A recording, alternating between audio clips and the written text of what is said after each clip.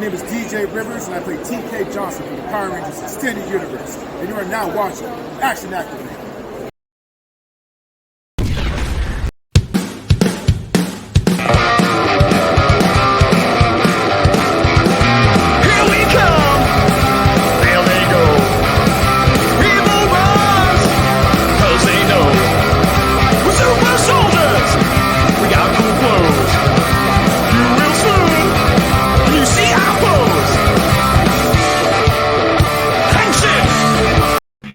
Yeah, I don't know what's going on with the credits. They're sticking in and out. Whatever. Who cares? I'm Gazbot. Action Activate with me. It is I. It is the Big Dog. We are here to talk about Dino Fury Season 2, Episode 13. Were the credits going funky for you too, or is that just on my end? I think it was just on your end. It seemed okay for me, but also usually during the credits, I make sure like my phone's on vibrate and all this other stuff. Watching the credits, I know it's mind-boggling that I don't. But I love that I still call them credits and I still call them end credits, even though is not one single credit on either one. Nah, the only credit there is that we are part of the show. Yes, we did it.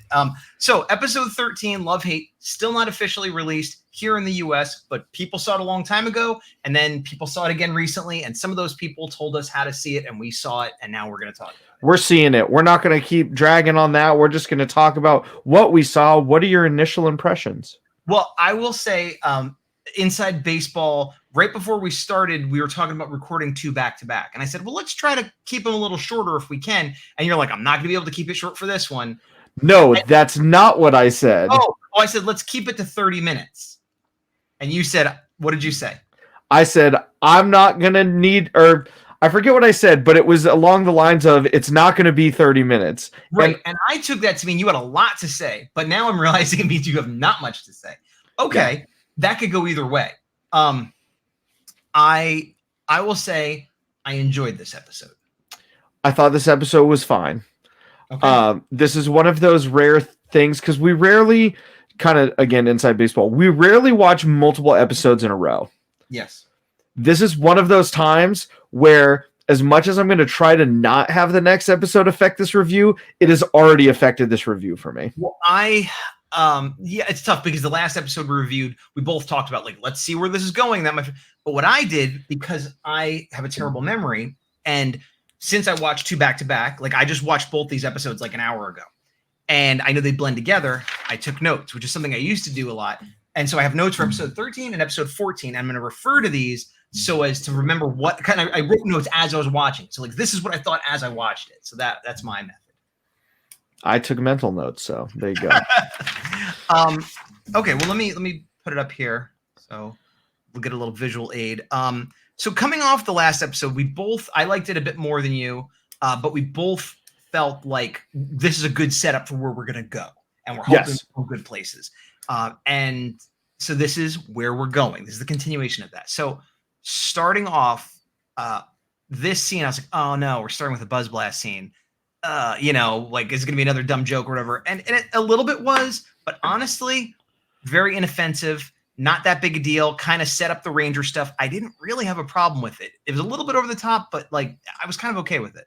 I agree. I liked this scene. I like, again, how so many positives in this series as a whole and so many like new ground that they're breaking is just like casually included now. Like this is a Valentine's Day themed episode. And in the beginning, couples are competing to try to win. And the first couple is Izzy and Fern. And they're like, yep. By mistake. Yeah, it's like, yep, here you go. No, you don't have to go back. It's okay. Now I need to see. So the one thing I want to say about this opening scene that I liked is they have to do this blindfolded obstacle course, and the whole theme of it is communication, which is funny because the whole theme is this episode is communication. So again, this is how it sets things up in a way that's well done. All I thought of during this scene was there are 3 people who are doing physical things that aren't the Rangers. I wonder if this will have any meaning later on, where Fern does her little like flip and does all this stuff. I'm like, wow, that's a totally cool thing for a Ranger to do. Well, there's been a lot of like, is Fern going to be a Ranger ever since there was that shot of the whole group together. And that was like a really cool blindfolded unnecessary move she did. Yeah. I'm and so that is good notice. And I mean, maybe it pans out to nothing. And maybe it's just, hey, Izzy's a really physical person. And so the person she's compatible with is also very physical. But what I made a note of, these hurdles blindfolded, that's crazy dangerous. That's a lawsuit. Yeah. Like you could break that was like the rest of it's like, oh, you get hit with balls, you fall into the net. But this first part seemed excessively dangerous. Yes, I agree. Also, have you seen the memes for the wiggle? No. This part right here it is. This part when he's wiggling, there's like GIFs and memes of it already where it's just like ridiculous. And I get excited. Nice. Like great work by this guy being like a fish essentially. Yeah. But no, I also, in addition to setting up, what's her name? Is it Burn or Fern? Fern with an F. Okay, I thought it was Burn. So in addition to potentially setting up Fern for some kind of cool Ranger stuff later on, which I wasn't really hanging my hat on too much, but I was worried they were going to do the thing like we've talked before, where they set up the little joke, and then at the end of the episode, here's the big joke payoff that like is horrible, and they didn't do that. Spoilers. We never see this again. Great, yeah. Perfect. You know. Yeah. Yeah. I could easily see all three of these characters becoming Rangers in season 3. I hope not. I could see it being a cool thing where we get kind of like in Turbo where we had new Rangers take over for old Rangers and only Justin was the veteran Ranger. I would love it if the team was split of new Rangers and old Rangers. Well, this is nothing against these actors. And having Fern come in makes sense. They've sort of set that up a little bit. But I want to have continuing actors. I want to have new faces, and I also want returning actors. So if all three of them become Rangers, it's like, I don't know. It's filling up a lot of slots. You know what I mean? So I don't know. We'll see. I guess it depends on how it goes. Yeah. So this whole part, I shrugged at it. It's just another classic case of we're just going to have all the Rangers just out of nowhere just be terrible communication again, just because everybody's hit with a dunce mallet like one episode a season, it feels like. You're right. However, maybe I'm just getting sentimental in my old age here, but I was very invested in this whole thing emotionally. Like I was like, oh, Ollie's finally making his move, and then he sees how it goes badly, and they tell him it goes badly, and he's like, and he chickens out. And I felt for him. I'm like, oh yeah, been there, dude. You know, who hasn't been like about to do the thing and then be like, nope, you know. So I got that, and then she similarly is like, oh, he likes me, oh, he doesn't like me, and it's all very contrived and very since Romeo and Juliet this has been happening. But I'm invested in seeing the two of these work out, you know, because they've set it up since the beginning. But you are right. And Amelia, instead of being kind of like, oh, okay, she just becomes like a huge jerk. Yeah. Super unfairly, because it's not like they'd been on a date or they had revealed feelings to each other officially.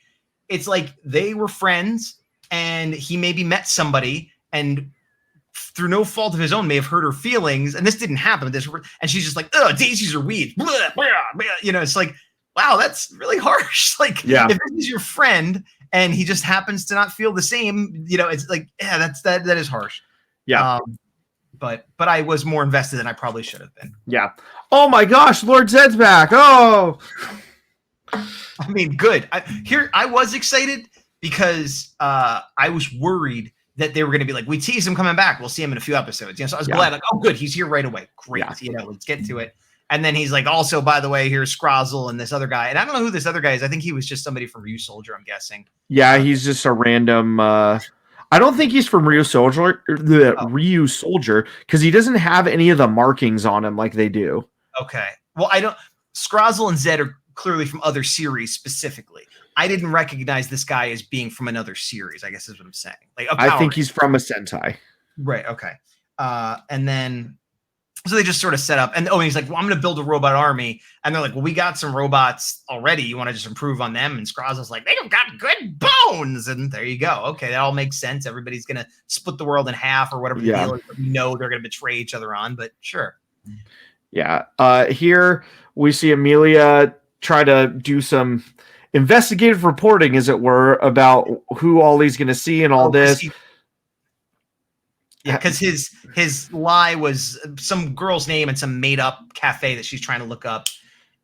And I don't mind the comedy of them finding out and it's on the screen, but her lie of like, oh, it's another part of the RAFCON message, which is like, that's a terrible lie. Hey, like, your whole planet that was probably destroyed. Like I found out more. You're like, let that go. You know, and you can be like, oh, I'm looking up restaurants, and they're like, okay, who cares? But yeah, I found a thread to the mystery of your civilization. Well, good luck with that. You know, like, yeah, exactly. And Izzy comes in and helps her out, but and then he shows up, and there's more misunderstandings, and and Izzy's just like, why don't you guys? The thing I like about Izzy in this episode is Izzy already went through this. Yes. And now is that glue of like, guys, just, share your feelings like I did. It's great. Please do it. Yeah. Did you see the beginning of the episode? We won a contest. It's awesome. Yeah. So we hear, this thing where she's like, oh, why don't you just be yourself? And then he shows up, fights this new robot kind of monster-y guy. I like the design. Ooh. Ninja Jinx on you. Yes. What was it? Scissor Eye? Yeah. Oh, that was cool. Yeah, I do too. And I liked the effect when he cut him. Like, it's weird that he cuts him and then it gets his eye, but made me think of like old school Quantum Leap or something here. I did like that he cut him with a blade and it wasn't like, I deflected it with my bare arm. It's like, oh, you cut me. All right, cool. But it was a magic blade, so it didn't even cut his shirt or anything. It was just like, I know. And then meanwhile, go ahead. Oh, I was going to say, this is another one of those episodes, because I feel like we get one every series, where a ranger turns bad for an episode or two, and it's one where I always feel conflicted, because most times I kind of like the ranger, like the actor playing a villain more than a hero, but that's not to say they're a bad hero. No, but a lot of actors have said that they like playing villains. They're more fun because you can emote and be goofy, whereas at a hero, you kind of have to be the hero. And like, so, and I think this is clear where he got a chance to cut loose. And so you could feel that coming through. Yeah. Even though he was so stoic. I also like, there was a callback when Zedd shows up. He's like, that'll teach you to call me Radiator Face. I'm like, oh, I guess he did like 7 episodes ago. That's cool. Yeah. There's definitely a theme of that. It seems like in this half of season 2. I like that though. She finds the card, and so now she knows it was for her. And she's J-Borg gave it to her because it has her name on it. You're right. J-Borg serving story purpose in an inoffensive way. Good job, Yep. J-Borg. Thank you. Now he's all possessed back at the base, and she's like, "Oh, you want to be my Valentine?" He's like, "No," which I thought was pretty funny. Leaves, and she's like, he must be mad. Because honestly, anytime they have situations like this one I feel like is the most we've seen like a normal kind of exchange in a while. Like, they were acting really weird. It's like, no, you were a total jerk, and he's just like giving you the cold shoulder. Yes. Totally reasonable. Yeah. No reason you should think he's possessed. Yeah, and literally they both did that exact move to each other before this happened. So yeah. So Solon's coming. What's going on? He's just mad at me. You two need to talk. Yeah. So go ahead. They get the call. They go to show up, and Ollie's not with them because he's with Zedd. And now we get kind of the square off between everybody. And it was funny. This was like a weird, like, somber morph, which I thought was kind of cool, where they're like, it's morphin' time. And Ollie here just wrecks everybody. I love it. And he says the thing too, like, you're trying not to hurt me. I'm gonna hurt you. It's like, and it's kind of a cliche, but it was good. It was good. And again, everything I loved about this wasn't that he was possessed, because a lot of times it's like, I'm possessed and you can beat me because I'm not at full power. It's like, no, I'm just brainwashed, dude. I'm using power-ups. I'm using strategy. I'm doing all the stuff. Yeah, it's not like their eye attack. You're right. That is a better version for sure. Yeah, reminded me of Hawkeye from the first Avengers movie, kind of. When Loki controlled him and he was, Yeah. There's this part in the fight here. I'm trying to, when he does the Dino armor and it sort of swirls around him and he keeps fighting. And like, the enemy didn't give him a chance to do it. It's not an instamorph, and it's one of the things, like, the whole morph and power thing is so inconsistent with time and space and dimensions. I don't care. This was cool that he's like, all right, I got to just hold him off until the armor gets on, and I just thought that was so cool. I love mid-action, like, transformations in anything, but especially Power Rangers. Yeah, and even there, he's like doing a bunch of hits, and then the final hit, it was like when the armor hit him. That was really cool. Yeah, that was really, really cool. Yeah, and that armor is really growing on me. Not that I never liked it initially, but like the more we're seeing it, the more I'm like, I don't even care that you have like a goofy claw that's way shorter than your actual sword. Like, I just love it. So they grab. They use the Sleepy MacGuffin key.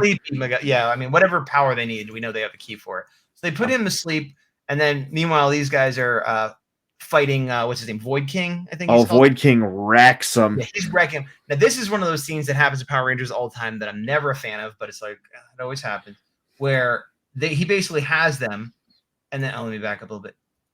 I missed it. He has them, and then the guy that's like Boom Tower, whatever his name is. Boom Blaster. Boom Blaster. Hold on, he may have been introduced. I don't remember because we're skipping a lot. Oh no. Okay. So they're getting wrecked, and then Boom. I was trying to find an image for it, but I'm having trouble. Boom Blaster shows up, and he's like, "I'm leaving. Zedd needs me."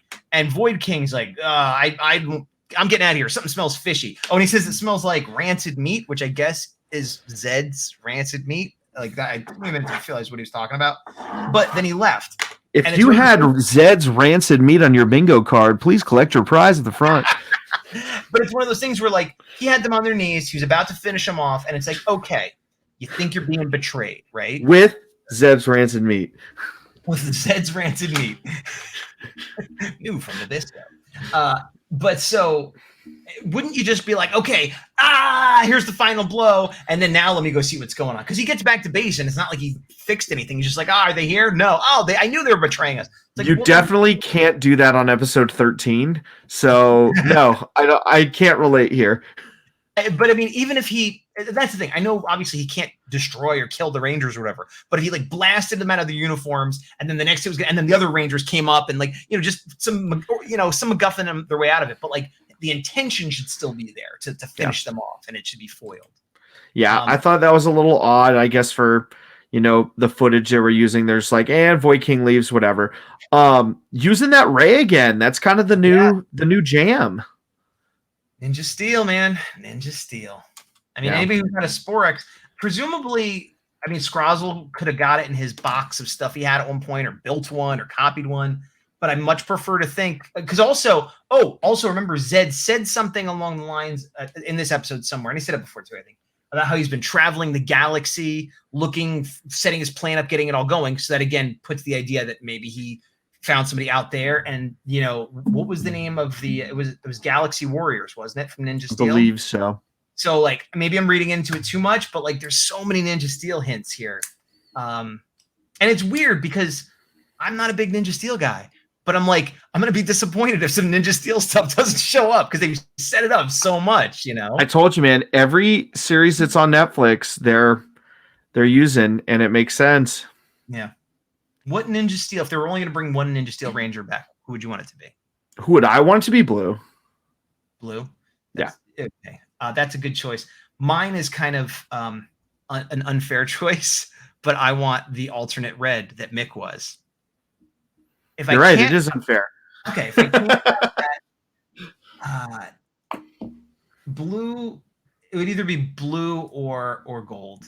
Because gold, I just love his uniform. I love his little gimmick. Like like I would love it. And here's my Sentai Kakaida kind of old school Showa era thing. I want there to be some kind of fight, something going on, and then just some guy up on a hill with a guitar, ding ding ding, and be like, "Is that Levi?" And then he transforms. Like, I want that scene. And somebody's like, "Have you ever noticed that his shield kind of looks like a poncho?" Yeah. And just call it out. Yes. I never noticed that until you just said it. Really? I mean, I knew he had a cowboy theme, obviously, but I never really thought, like, I was like, oh, that's like a design that a cowboy might have. Yeah, it even has frills on the side. You're absolutely right, but I just never thought about that granularly. So well done. He has the hat, and he's got the bandana and the guitar weapon, and like I'm just like, yeah, that's just more like the paint looks kind of like a pattern a cowboy would have, but I never thought about how it is a shield and it is a poncho, and that makes me like it even more. And he's going to morph, and then Scrozzle uses some recombobulator array on it, and then his morpher turns into a hamburger. Sure, why not? Because Power Rangers. Anyways, this is the part of the episode that I like that they've been doing lately, where there's multiple threats that people need to address separately. Right. I like that too. I also like, we've talked about this before, but I like this combination where it's just the two Zords. They call it, what they call it, the Blazing. Wrote it down. T-Rex Zord. I think it's Blazing T-Rex Zord. Oh, T-Rex Blazing configuration is what they said. But yeah, I like them simpler configurations, and I think this one works really well. Yep, I think this is a cool fight. I like this configuration. I like everybody using power-ups again. I didn't like that they called down the sword and then did a cannon finisher, but that's how it goes. It's been better this season than previous seasons, but that was Beast Morphers is still the worst. Beast Morphers is the absolute worst with that Cheetah Beast Blaster. I remember what it's called, even though I forget names, because every time it would come on, I'm like, oh, the Cheetah Beast Blaster. I hate that thing. And that's the thing. This one, they have the sword, which I don't remember the name. It's like the super gold giant sword. Dino Fury Saber? Sure. But most of the time, they do some kind of sword action finisher. And sometimes it's a cannon. And so, like, Beast Morphers was almost always a sword. Why didn't they make it a sword? It would have fixed everything. Or giving him those claws, like something. It's just, yeah. I actually think they made like a cheetah sword that he never used in the show. Like a Nerf toy of it or something. That doesn't bother me at all. Toys that aren't in the show. No. I'm saying to your point, they made the Cheetah Beast Blaster, which didn't need to be in it, and they made that. And they could have just had the Cheetah Beast Blaster be the toy that wasn't in the show. Or just, if you use a sword, use a sword, and if you use a blaster, use a blaster. That's a novel concept. And don't even call them down, but have them there like the way cops have like shotguns in their cars or whatever. Just have them ready, and then whatever the situation calls for, here we go. Like, yeah, that there. Okay, I'm in. That one's for free, Hasbro. That one's for free. The next one's gonna cost you, buddy. Yep. And so speaking here, there's the sword. So then we cut back to the enemies, and Mucus is. I like the Mucus joke where she's like, "Is this good? Is this good?" And she's like, slow. She's like, "Is this good?" Dumb joke, but I liked it.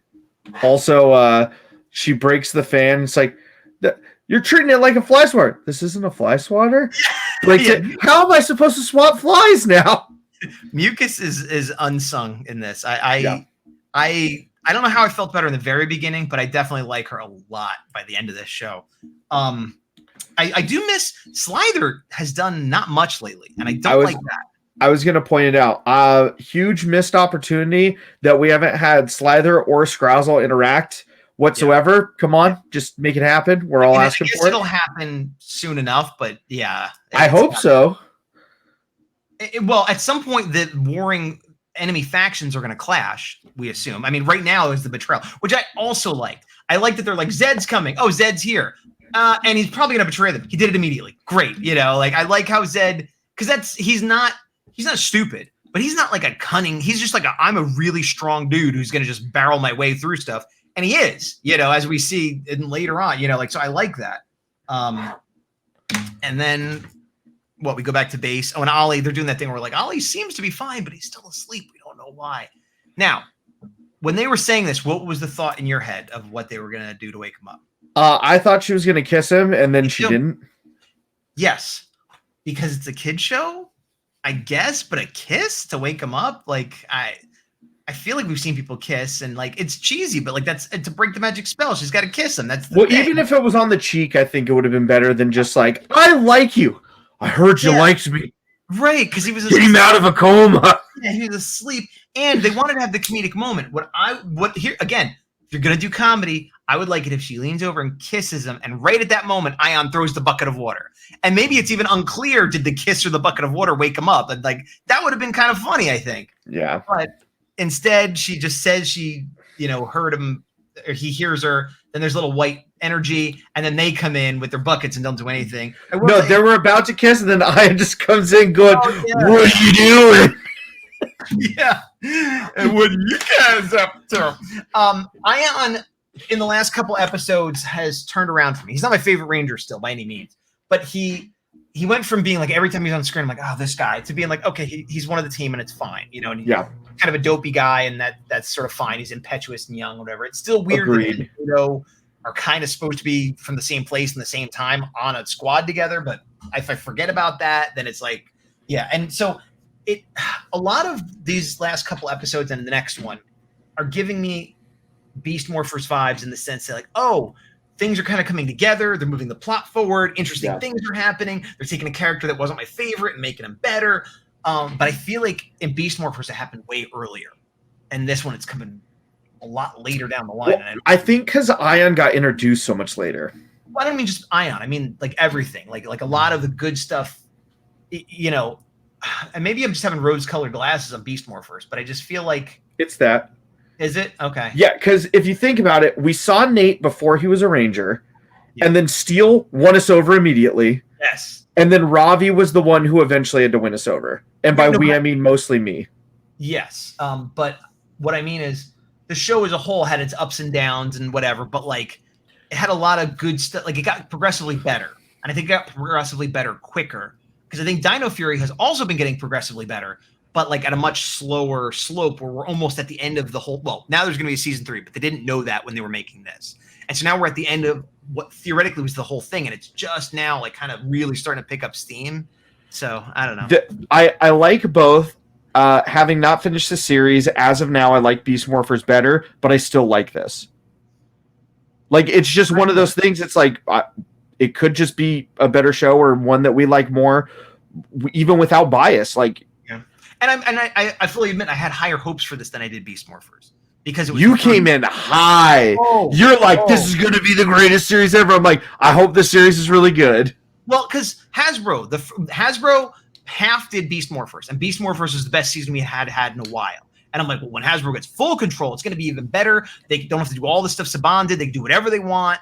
And the designs and the theme and the base, everything looked awesome. So it's like, it looks cool. And so it's sort of just like, oh, it's still just regular Power Rangers. You know, that's kind of a disappointment right there. You know what I mean? Like, but anyway, to close out the episode, and actually we're just under a half hour. So yeah. Thanks to you. Ollie says, hey, I remember what happened when I was under control of Zedd. And so Ion's like, well, let me do the old telepathy Zapazoo. I like how they only use the little tentacle antenna things when they need to now. That was such a good change, whoever suggested that behind the scenes. I also like that Scrozzle's using his same old laptop. I know, I loved it. And it's got the empty canister where Morphex would be. Yeah. It's awesome. I imagine him in between scenes kind of like hitting the side, like, come on, what are you doing? You know, work. Yeah. And so then they find out that, oh, here are the coordinates for our planet. Here's the rest of the message. But Zedd knows, and he's on our way, and we got to get going. And Ion's like, yeah, I'm the guy that's going to kick his butt. Yep. So I feel pretty much the same as I did when I watched it. Sometimes our opinions will go up or down after we review it. I feel like I still think, though, that I liked this episode more than you did. Yes. Now, you said you were trying not to hold the next episode against it. Without getting into the next episode too much, spoiling it for people who haven't seen it, what do you mean by that exactly? Because I liked the next episode better than I liked this episode. Did you like this episode better than the previous episode? No. Okay, so this was like a dip in between for you. It was a slight dip. It wasn't a huge one, but like last episode, what was last episode again? Remind me. It was episode 12. Yes. No, this is episode 12. No, this is 13. Yeah, it was called the Ultimate Mystery. And I was on with Pop Pop. Wait, why you put me on the spot like this? I don't know. No. Yeah, it was no. It was the pop. It started with Pop Pop. It had the blueberry stuff.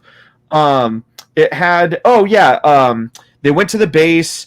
Somebody was trying to destroy the totems. And Amelia found out their parents died in a fire, supposedly, and she talked about that's why she believes in everything. And also we saw the footage of Zedd. And was Commander Shaw in that? Wait, was Commander Shaw that name? Yeah. So all of that, I feel like the message of the day was similar for both. Right.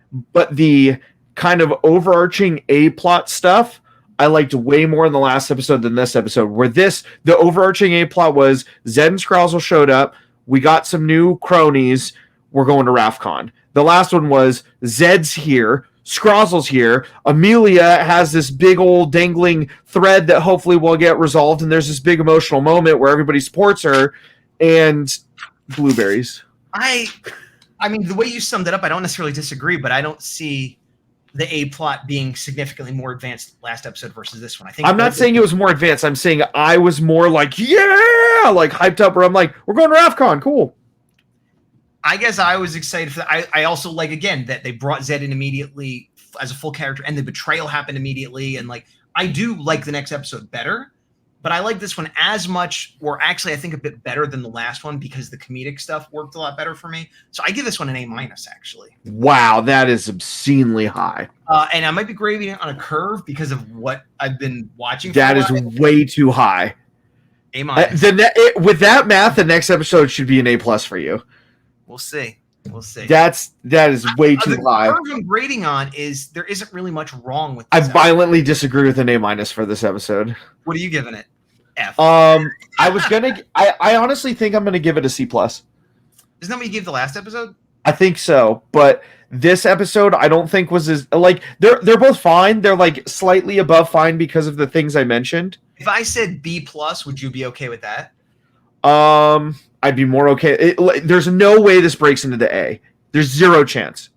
Like this is putting this at an A means everything else that's like great is an 11. Yeah, I guess maybe it is a B+. Maybe you're right. Maybe it's not even a B+, but I'm gonna downgrade it to a B+, because I think you're right. I'm giving it a lot of credit. It did some things right. It did things I liked. I'm giving it credit because of where the show is going overall. I'm having less moments of like, that's stupid. Why are we doing this? And like, ooh, I'm interested. And more than anything else, for a while, I wasn't really excited to see the next episode. Like, I'd watch it, but like, I wouldn't care. Oh, it's been weeks. Who cares? Now, like, I just watched 2. I'm probably going to watch the next one tonight or tomorrow, even though we're not going to talk about it right away. Same. Because I want to know what's happening. I am kind of grading on a curve where I'm just like, I'm happy with the way these episodes are going. How do I rate that? Because I've rated other episodes like B that I wasn't maybe as happy with, 6 months ago. But I'm like, well, this is a good one in the middle of a bunch of stuff that isn't so good. And like, so it's hard. How do you rate it? I think the highest this episode should get is a B. Well, because I'm not coming down lower than that. That's fine. I'm not saying you should. I'm saying for me, to me, I feel like it's a slightly above average because of, like you said, the things that are being introduced, and that if it wasn't for that momentum and world building, this would be a C or a C-. And there's a lot of emotion in this too, because even though we're talking about like facts and things that happen, there's been so many times in this series specifically, but in this show and life, where it's like, okay, we're building up. Oh, now we're going to go back down in quality and have a bunch of filler episodes. And it's like, we're not doing that for once. It's like, okay, we're just going. And so I think I'm just so happy that it's going. I'm happy that it's going. You know what I mean? And so I think it's getting credit for that. But in good conscience, I got a B+ level enjoyment out of watching this episode. I can't say that I didn't. Is that a fair? Is there other B+ episodes that are way better than this one? Probably, but how else am I going to do it other than to say I got a B+ level of enjoyment out of this episode? There's one or more opinions that I think are more important than your B+ and my C+, and that's everybody else's. Let us know what you would rate it and see which one of us you agree with, disagree with, whatever. Let us know. I do want to say these last couple videos we put out, you guys have been phenomenal in the comments. Keep it up. I've been doing my best to respond as best I can when I see it. I know Gazbot does as well, but at the very least, everybody's still communicating with each other, which is great. We love to see it. Yeah. And you're still blurry, but that's okay. Yeah. And that's been it for this episode. One thing I want to throw out there too is that I know I'm blurry. I don't know what's going on. There we go. There we go. I was about to lick my finger, so I'm glad I didn't have to do that. Everything he said, second. We did the giveaway. I put the video up already. I forget the winner's name. It's something JC Smallville. So you're the winner. If you didn't watch that, get in touch with us privately within the next week or so. If you don't, I'm going to pick another winner of the giveaway. And we're almost at 150 when I will throw another prize in the pile. And then at 200, another giveaway. And if you are subscribed and you're interested, make sure I can see publicly that you're subscribed, because otherwise you don't get an entry. Unless you comment, then you get one and whatever. But the point is, hey, we have a winner and there's going to be another one soon. So awesome. Yep. But until next time, I have been the Big Dog. I continue to be Gazbot. And to the power. See you later. End credits partially. I'm going to put on a video at the end with a song. Wait a minute. That's the end credits. Foiled again. Yeah. So now, this video I'm going to put up right away tonight. This is Monday night. I'm going to put it up so it'll be up late Monday night. Now, we're going to film the next one, and theoretically, I should be like, okay, that's next week's episode. But everyone's on this hype train. Should I just try to put that one up as soon as possible? If this video gets 2,000 views by Friday, it will be posted during the weekend. Okay, that's not going to happen, but okay. Hey, you know what? No, I'm not. Let's not do that. I regret bringing this up on air. No, it is concrete. He said yes. You heard it. Play back the footage. No further questions, Your Honor.